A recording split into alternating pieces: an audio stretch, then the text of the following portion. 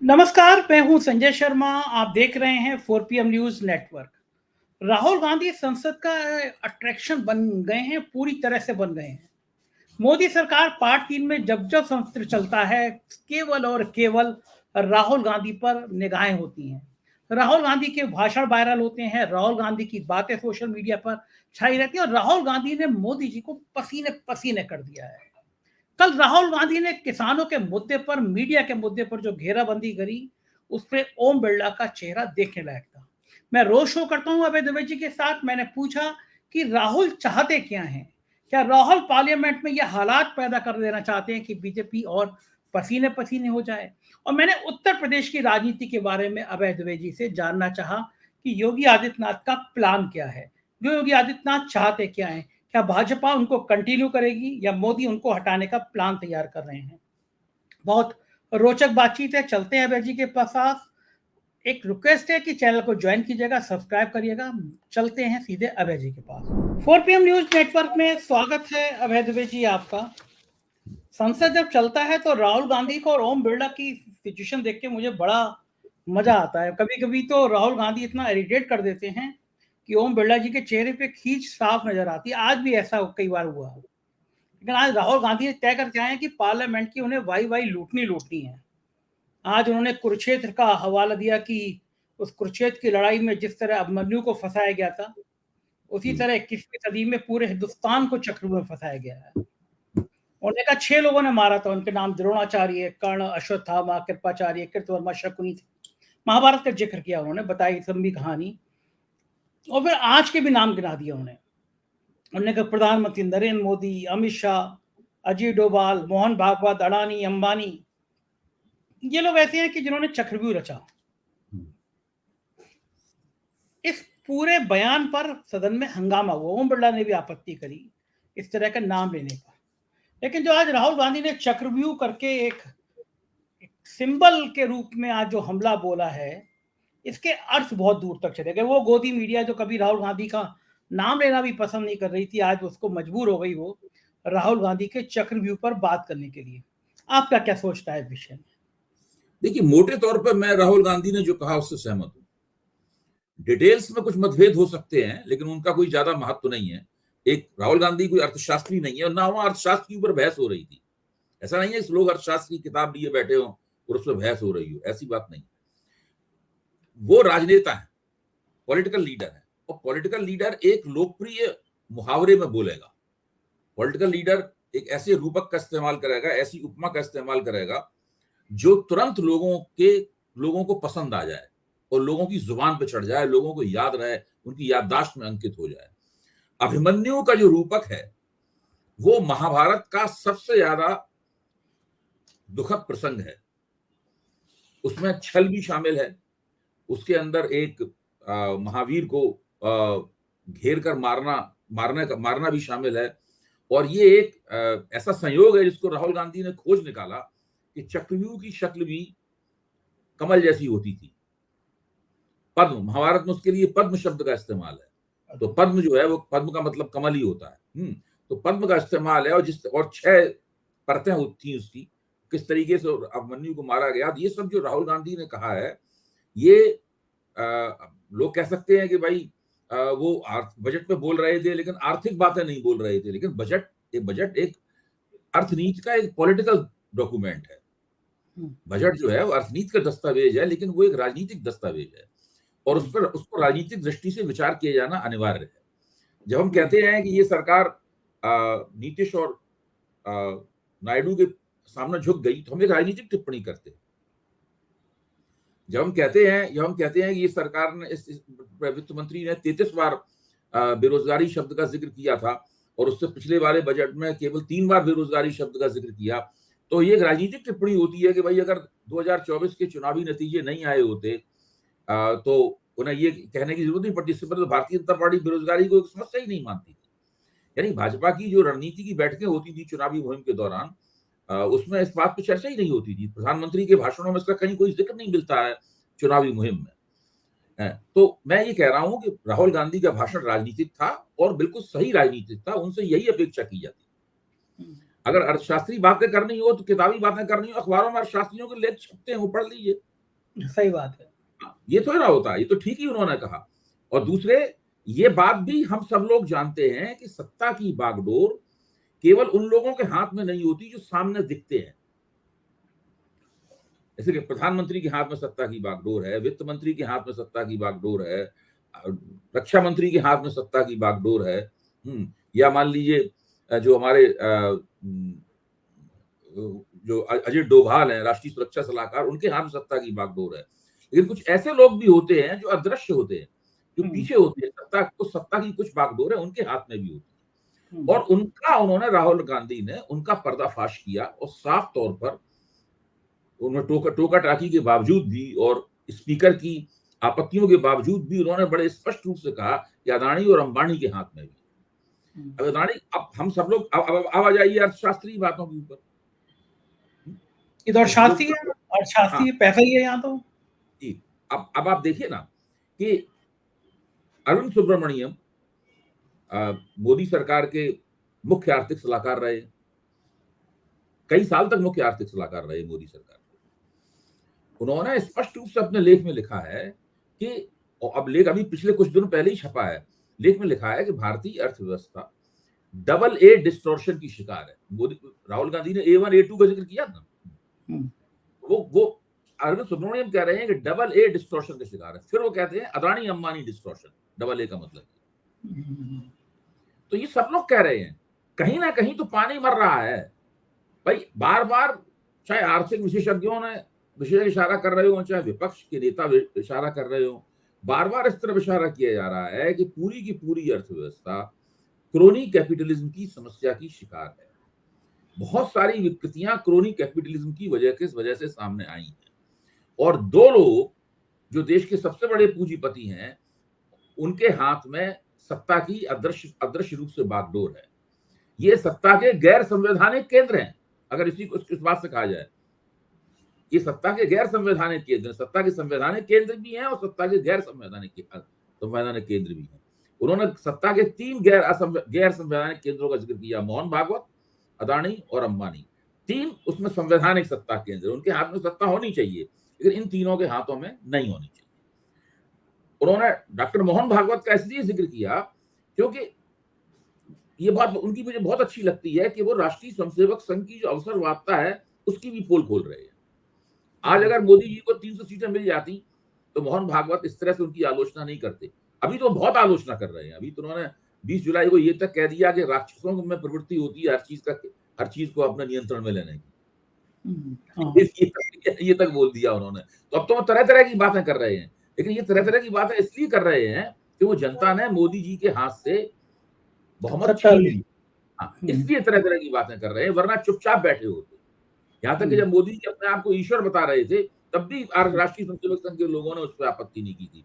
राहुल गांधी बार बार ये कह रहे हैं कि ये सब लोग दरअसल मिले हुए हैं आपस में, और इन लोगों के बीच में जो मतभेद हैं इनसे प्रभावित नहीं होना चाहिए। ये दरअसल एक दूसरे के हित में एक दूसरे से मिलकर काम कर रहे हैं और पूरी देश की सत्ता को इन्होंने अपने कब्जे में कर रखा है। और इस बजट के तथ्य, आंकड़े, बजट के प्रावधान इस बात के सबूत हैं कि किस तरीके से इन सब लोगों ने देश की सत्ता को अपने कब्जे में कर रखा। तो मेरे ख्याल से तो ये काफी प्रभावी और अच्छा भाषण था।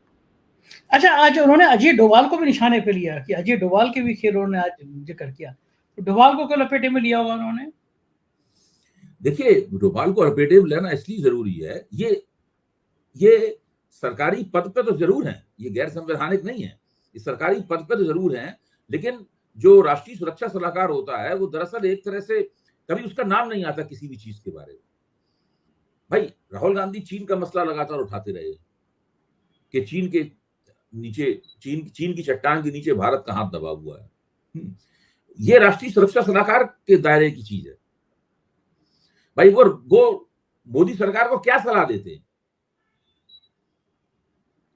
मोदी सरकार को क्या सलाह देते हैं कि वो चीन की समस्या से, अच्छा, एक तरफ तो सीमा पे चीन ने भारत की सीमा पर अतिक्रमण कर रखा है, डोकलाम और दूसरे तमाम लद्दाख और दूसरे तमाम इलाकों में बड़े पैमाने पर वो एक इंफ्रास्ट्रक्चरल डेवलपमेंट कर रहा है चीन, सड़कें बनवा रहा है, जबरदस्त डेवलपमेंट कर रहा है चीन, और भारत सरकार उसे रोक पाने में असमर्थ। दूसरी तरफ इस बजट में ऐसे कई कदम उठाए गए हैं जो चीन की पूंजी जो भारत में आने पर थोड़ा प्रतिबंध उसके ऊपर लगाया गया था, जो प्रतिबंध लगाया गया था, उस प्रतिबंधों को ढीला किया गया है। तो अब जल्दी ही चीन की पूंजी बड़े पैमाने पर भारतीय अर्थव्यवस्था में आएगी और भारत चीन की जो सप्लाई चेन है उसका हिस्सा बन जाएगा। अरे अभय जी, कल ही में हम लोगों ने खबर पब्लिश की कि टाटा ने चीन से सोलर के लिए इंजीनियर मांगे हैं, पेशेवर 30-40 इंजीनियर मांगे हैं। यानी कि भारत ऐसे इंजीनियर भी इतने नहीं कर पा रहा कि टाटा जैसी कंपनी अपने सोलर में काम करने के लिए चीन से इंजीनियर मंगा रही है। तो आपका व्यापार सब चीन पे डिपेंड रहेगा और फिर आप चीन की आलोचना करेंगे। अब वो देखिए, लो टेक्नोलॉजी की चीजें, ऐसे कि मान लो गणेश की मूर्ति है, वो लो टेक्नोलॉजी की चीज है। इलेक्ट्रॉनिक इक्विपमेंट है, वो हाई टेक्नोलॉजी की चीज है। दोनों चीजें चीन से आ रही हैं। हाँ, मतलब दोनों तरह की चीजें चीन से आ रही हैं और भारत सरकार उनको रोक पाने में असमर्थ है। भारत का मार्केट, भारत की सरकार, एक तरह से भारत सरकार ने इस बजट में चीन के सामने पूरी तरीके से घुटने टेक दिए। बाकी कोई करता मैं तो टाटा को बड़ी इंपॉर्टेंट, कल मैंने बिजनेस स्टैंडर्ड में पढ़ा खबर कि टाटा ने 30 इंजीनियर मांगे या 40 इंजीनियर मांगे हैं कि सोलर में काम करने के लिए चीन के पेशेवर इंजीनियर आएंगे। तो मैंने सोचा देश कौन सी आत्मनिर्भर बन रहा है कि टाटा जैसी कंपनियां भी चीन के इंजीनियर बुला रही है। ये कौन सी आत्मनिर्भरता है कि हम इंजीनियर पैदा नहीं कर पा रहे। आत्मनिर्भरता एक ऐसा आदर्श है जिसका सब लोग जिक्र करते हैं, लेकिन वास्तव में आत्मनिर्भरता कहीं पे है नहीं। आत्मनिर्भरता कुल मिलाकर एक ढकोसला बन गया है जिसका जिक्र करके लोग अपने हाथों से अपनी पीठ ठोकते हैं। और रक्षा के दायरे में कभी आप इसकी अलग से कार्यक्रम कीजिएगा तो मैं आपको बताऊंगा बातें, और प्रोफेसर अरुण कुमार को निमंत्रित कीजिएगा, वो सब बताते हैं कि किस तरह लाइट कॉम्बैट एयरक्राफ्ट कितने साल से बन रहा है। मैं जब दिल्ली आया था रहने के लिए तो मैंने शुरुआत में जो रिपोर्टिंग की अखबारों में, उसमें लाइट कॉम्बैट एयरक्राफ्ट और मेन बैटल टैंक LCA और MBT ये बनने में क्या दिक्कत हो रही है, मैं 40 साल पुरानी बात बता रहा हूँ आपको। बताइए उस वक्त जो स्थिति थी, आज भी ना LCA बना है ना MBT बना है। बातें बड़ी बड़ी करते हैं। मोदी सरकार तो ढींग मारने में माहिर है। आज उसमें बड़ा मजा आया कि जब वो पत्रकारों के लिए उन्हें मना कर दिया गया कि इधर घूम के जो लोग बाइट वाइट लेते हैं, तो राहुल गांधी ने कहा कि ओम बिरला जी से कि देखिए बेचारे मीडिया, ओम बिरला जी तिनके की मीडिया को आप बेचारा नहीं कहेंगे। राहुल गांधी वजह में नॉन बेचारी मीडिया, मतलब राहुल गांधी की आजकल हाजिर जवाबी इतनी हो गई है। ये ओम बिरला जी को, बीजेपी को अब अपने ही गोदी मीडिया से परेशानी होने लगी। आपने पार्लियामेंट में पास 1/3 से भी कम कर दिए, छांट छांट के आपके भक्तों को ज्यादा पास दिए गए। अब उन भक्तों से भी परेशानी हो रही है कि वहां मीडिया का, उन्होंने कहा कि राहुल गांधी ने कहा कि एक शीशे का पिंजड़ा बना दिया गया, मीडिया इसके अंदर रह के कवरेज करे। किसान उस दिन आ गए थे, बाइट हो गई थी। आज कांग्रेस ने ट्वीट भी किया है कि फिल्मी एक्टर आके पार्लियामेंट के अंदर बाइट दे सकते हैं, लेकिन किसानों ने बाइट दे दी अंदर आके, तो सरकार को इतनी आपत्ति लग गई कि किसान पार्लियामेंट के अंदर आके बाइट नहीं दे सकते। कंगना राउत तो बाकी फिल्म इंडस्ट्री, अब तो कंगना राउत हिस्सा ही बन गई पार्लियामेंट का, लेकिन उस समय में कि इस तरह के सारे फिल्म एक्टर आके बयान बाइट दे रहे थे। क्यों नहीं किसान आके बाइट दे सकते, क्यों पत्रकार? मोदी सरकार के काम करने का जो तरीका है, भारतीय जनता पार्टी के जो काम करने का तरीका है, एनडीए सरकार के जो काम करने का तरीका है, उस तरीके में एक शर्त है, ये लोग तभी सुविधापूर्वक काम कर पाते हैं जबकि मीडिया स्पेस 100% कैप्चर कर ले।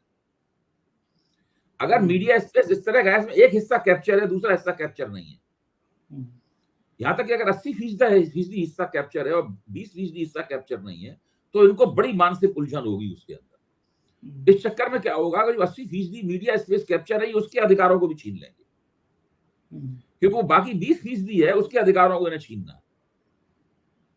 20% को अधिकार, 20% उनके खिलाफ आवाज उठाते हैं, उसके अधिकारों को छीनना इनके लिए इसलिए जरूरी है कि ताकि किसी भी तरह की आवाज न उठने पाए। और गोदी मीडिया के अगर अधिकार छीन लेंगे तो गोदी मीडिया तो भक्त है, वो तो हाथ जोड़ के बैठा ही रहेगा।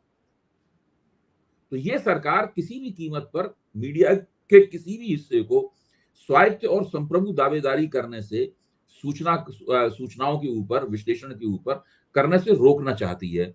और इस प्रक्रिया में वो न केवल उन लोगों के अधिकारों को छीनती है जो उसके खिलाफ प्रतिरोध का स्वर उठा रहे हैं, बल्कि उनके अधिकारों को भी छीनती है जो कि उनकी गोदी में बैठे हुए। बिल्कुल ठीक बात है। और आप में एक बताइए कि जो मोदी सरकार पार्ट 3 में पार्लियामेंट सेशन है, क्या आप मानते हैं इस बात को कि सबसे ज्यादा अट्रैक्शन राहुल गांधी खींच रहे हैं?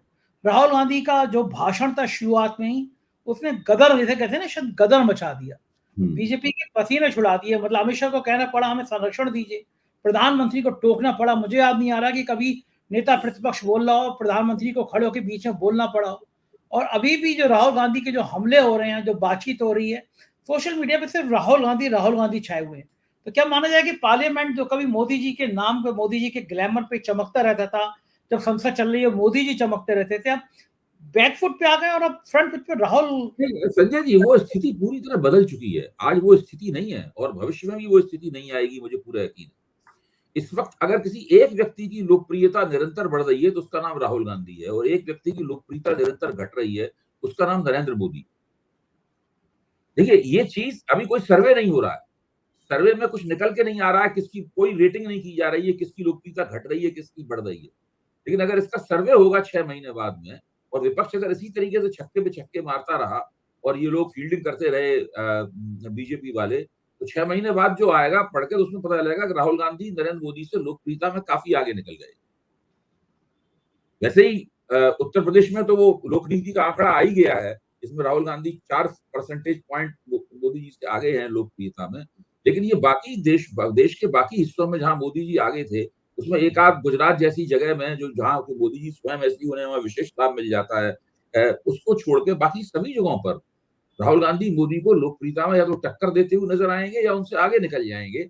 इस वक्त देश की राजनीति के जो हालात हैं वो तो केवल इसी तरफ इशारा कर रहे हैं। आपने जब उत्तर प्रदेश की बात की, तो उत्तर प्रदेश में जो यूपी बनाम दिल्ली की आग लगी है वो बुझने का नाम नहीं ले रही।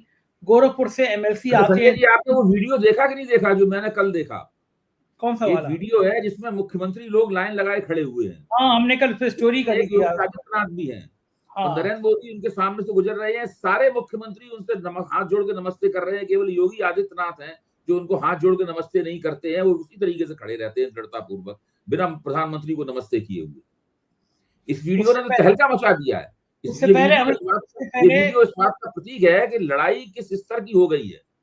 युगोटी कर रहे हैं। बिल्कुल सीधे सीधे ये अमित शाह वगैरह तो अलग कर दिए, सीधे सीधे मोदी बनाम योगी की लड़ाई है। नमस्ते नहीं की योगी ने, मतलब सब युग हाँ, अपने खड़े हुए थे, योगी ने नमस्ते हाँ। नहीं करी।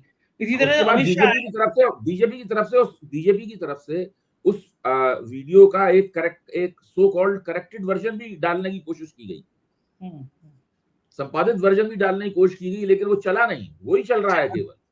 ये चला। अमित शाह निकल गए। उसके बाद राजनाथ सिंह आए, तो राजनाथ सिंह हाथ जोड़ दिए, अमित शाह से नहीं जोड़े उन्होंने। और मोदी जी हाँ, आए तो सब सीएम खड़े हुए, लेकिन योगी आदित्यनाथ ने नहीं जोड़े। हाँ, अच्छा, नहीं हाथ मुझे जोड़े। मजे की बात ये कि आज जब विधानसभा में उत्तर प्रदेश की कार्रवाई शुरू हुई, तो विधायक पैर छू रहे थे योगी आदित्यनाथ के। तो राजा भैया है, रघुराज प्रताप सिंह राजा भैया, उन्होंने भी योगी के पैर छुए। हाँ, और राजा भैया ने खुलेआम 2 सीटें, जबकि अमित शाह ने बेंगलोर बुलाया था, राजा भैया से बात करी थी, लेकिन तब भी राजा भैया ने खुलेआम समाजवादी पार्टी को समर्थन देकर 2 सीटें जितवा दी, भाजपा को हरवा दी। और हाउस में वो योगी आदित्यनाथ के पैर छू रहे हैं। और ये माना भी जाता है कि राजा वही करेंगे जो योगी आदित्यनाथ चाहेंगे। अब बीजेपी में ये बात बड़ी चर्चा है कि इससे बड़ा उदाहरण और क्या होगा कि राजा रघुराज प्रताप सिंह ने खुलेआम सपा का साथ दिया, योगी के पैर छू रहे हैं और भाजपा का विरोध कर रहे हैं। तो ये ठाकुर राजनीति भी कुछ विषम परिस्थिति पैदा कर रही है उत्तर प्रदेश में। देखिए, जिन लोगों ने समीक्षा रिपोर्ट पढ़ी है उत्तर प्रदेश में पराजय कैसे हुई, इसकी जो समीक्षा रिपोर्ट बनी, उस समीक्षा रिपोर्ट पढ़ी है, वो लोग पहली नजर में ही इस नतीजे पे पहुंच गए उसको पढ़ने के बाद में, कि उस समीक्षा रिपोर्ट में सारा ठीकरा योगी सरकार के ऊपर फोड़ा गया है कि सरकार ने विपक्ष की मदद की। वो पूरी रिपोर्ट ये कहती है, रिपोर्ट ये कहती है अपने तमाम मुद्दों, तमाम जो बुलेट पॉइंट्स वगैरह जो कुछ भी हैं, कि सरकार ने चुनाव जीतने में विपक्ष की मदद की। इस तरीके से वो रिपोर्ट दरअसल योगी आदित्यनाथ को किस तरह अपदस्थ किया जाए उसका एक औजार बन गई है रिपोर्ट पूरी। तब भी हटा नहीं पाए। हाँ जी, बिल्कुल बिल्कुल, ये रिपोर्ट औजार बन गई है और इस बात को मुख्यमंत्री से ज्यादा और कौन समझ सकता है। देखिए, जहां तक राजा भैया का सवाल है, राजा भैया कभी बीजेपी की तरफ झुके हुए नहीं रहे, लेकिन आदित्यनाथ जी के मुख्यमंत्री बनने के बाद में वो आदित्यनाथ जी के जरिए भारतीय जनता पार्टी के हमदर्द बन गए। लेकिन जैसे ही वो बात खत्म हुई, वो परिस्थिति खत्म हुई, वैसे ही वो आदित्यनाथ जी के समर्थक रह गए, भारतीय जनता पार्टी के समर्थक नहीं रहे। इसी बात को मैं इस तरह कहता हूं कि जो राजपूत समुदाय है उत्तर प्रदेश का, वो पहले भारतीय जनता पार्टी के साथ खड़ा था, क्योंकि सारी ऊंची जातियां भारतीय जनता पार्टी के साथ खड़ी थी। जब आदित्यनाथ जी को मुख्यमंत्री बनाया गया 2017 में, तो उसकी निष्ठाएं जो भाजपा के प्रति थी, वहां से हटकर आदित्यनाथ जी के प्रति निष्ठाएं हो गई, व्यक्ति की प्रति निष्ठा हो गई। और व्यक्ति की प्रति निष्ठा होने का परिणाम ये निकला कि जब आदित्यनाथ में और आला कमान के बीच में खटपट होनी शुरू हुई, तो जाहिर है कि राजपूत समुदाय के एक काफी बड़े हिस्से की निष्ठा जो है वो भाजपा के प्रति नहीं रह गई। आज स्थिति यह है कि अगर योगी आदित्यनाथ को हटाया जाता है मुख्यमंत्री पद से, जो निश्चित हटाया जाएगा, देर सवेर की बात है, हो ही नहीं सकता, क्योंकि अगर उनको मुख्यमंत्री पद पर बने रहने दिया गया और 2027 तक का चुनाव उन्हीं के नेतृत्व में लड़ा गया, तो मोदी जी की जो बची खुची नाक है वो भी कट जाएगी। मोदी जी की नाक का एक छोटा सा हिस्सा तो कटा तब जब उनके हाथ से बहुमत चला गया, दूसरा हिस्सा तब कटा उनका जबकि उन्हें नीतीश और नायडू के सामने झुकना पड़ा बजट बनाने में, और तीसरा हिस्सा जो है वो और फिर कट जाएगा उसका, अगर योगी आदित्यनाथ मुख्यमंत्री लगातार बने रहे, वो बहुत ही छोटी नाक के प्रधानमंत्री रह जाएंगे। तो मैं कहना ये चाहता हूं कि योगी आदित्यनाथ इस वक्त नरेंद्र मोदी के नेतृत्व, उनके रुतबे और उनका जो कुछ भी उनका प्रभुत्व बचा है, उसके लिए एक बहुत बड़ी चुनौती बन चुके हैं, और इस चुनौती का एक ही तरीके से सामना वो कर सकते हैं, इनको अंततः हटा दें। मुझे तो लगता है कि उन्होंने हटाने का निर्णय वगैरह ले लिया है, बस वक्त की बाट जोर है, सही मौके लेकिन की बाट जोर है। एक तरफ कहा जा रहा है कि दिल्ली ने बुला लिया, सब कुछ सेटल हो गया, सब कुछ सही हो गया। आज कुछ नहीं फिर सेटल हो गया, बिल्कुल गलत बात है, ये सब बेकार की बात है। आज फिर गोरखपुर से एमएलसी हैं देवेंद्र प्रताप सिंह ठाकुर हैं, उन्होंने आज फिर चिट्ठी लिख दी, चीफ सेक्रेटरी को चिट्ठी लिख दी, कह दिया कि पीसीएस परीक्षा में पेपर में धांधली की गई, कॉपियां तक बदल दी गई। यानी आज फिर ठीक होने के बाद में फिर योगी आदित्यनाथ की सरकार पर ठीकरा फोड़ दिया गया।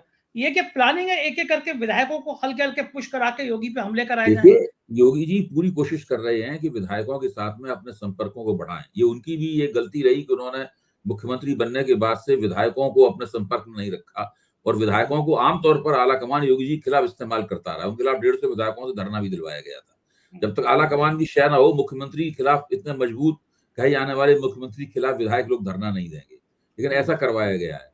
तो योगी जी विधायकों से मिल रहे हैं, और मेरे ख्याल से धीरे धीरे करके करीब 150 से 200 विधायकों से वो मिल चुके हैं।